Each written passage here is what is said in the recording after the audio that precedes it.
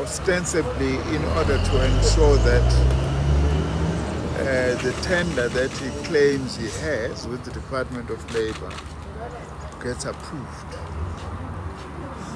Now, this is a lie, a blue lie actually. There is no such. I never sent anyone.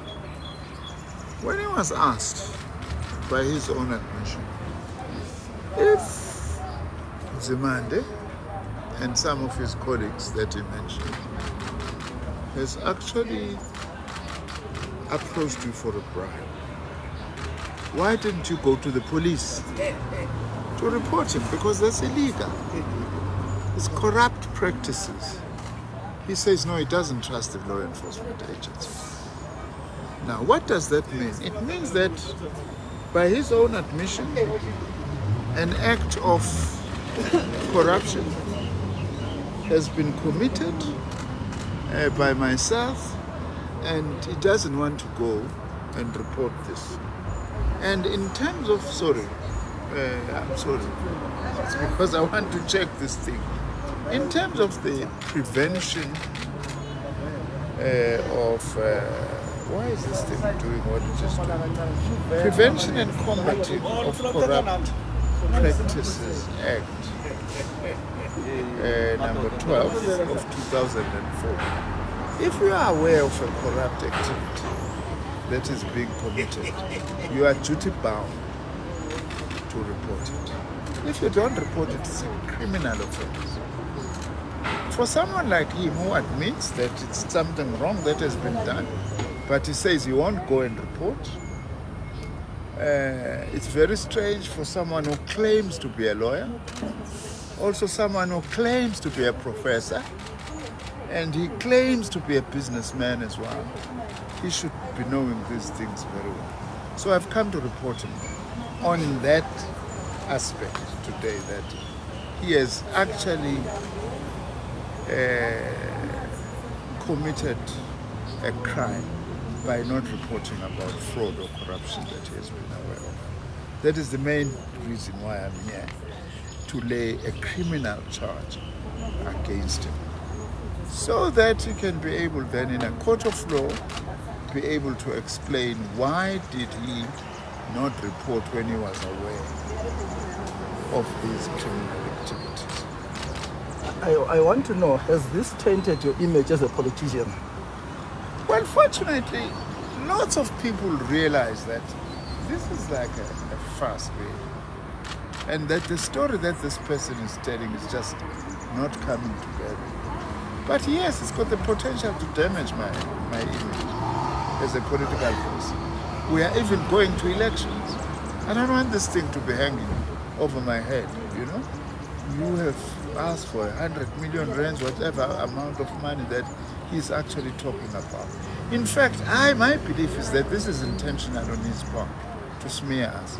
It's a smear against me, it's a smear against the ANC, whose government we are serving, and it's a smear against the South African Communist Party. And he's doing this deliberately. That is why, for instance, the reason why I'm saying it's a smear, although that will be ventilated in court, but I might as well say this now. Two things which are strange about his behavior. He has never come to me to say, Nzimande, have you really sent someone to ask for this money? He never did. He simply goes out into the media. He mentions me, but he can't mention the people I sent. That's very strange. You know, if you are very serious, why do you not say, this is Nzimande, he only mentions me, but not the people he says he sent, which begins to give an idea that this person is actually embarking on a smear campaign. That is one main thing that is actually a concern. That is why I'm saying it's a smear campaign. It's a lie, and you would have to account for this. Lastly, Minister, have you ever met or worked with this man who is accusing you? No, I know him. I know of him. I've never worked with him. He was chairperson of council at the University of the Western Cape. And he was elected by council to be that. I never worked with him. Even if I would have appointed him, it doesn't mean that it's someone that I've worked with. I've met him a couple of times, once or twice, at the International Labour Organization. He knew me. That's when I met him, got to know who he is. We might have bumped into each other in other fora or activities and so on. But I have no relationship with the guy. You know, I don't know whether he's a professor to begin with. I don't know that. I don't know whether he's a real, genuine businessman or not. I don't know that.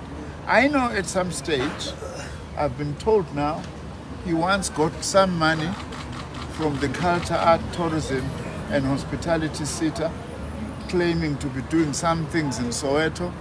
That's when I heard of him, when I picked that up. Otherwise, I don't have any relationship with the guy. I know him, I know of him, but we have no relationship whatsoever. He claims to be a businessman. I wouldn't have bumped into him ordinarily. Perhaps I've bumped into lots of other business people that we work with in the area of training and so on. I have no relationship with the guy. Thank you for your time, Minister. Yes, thank you.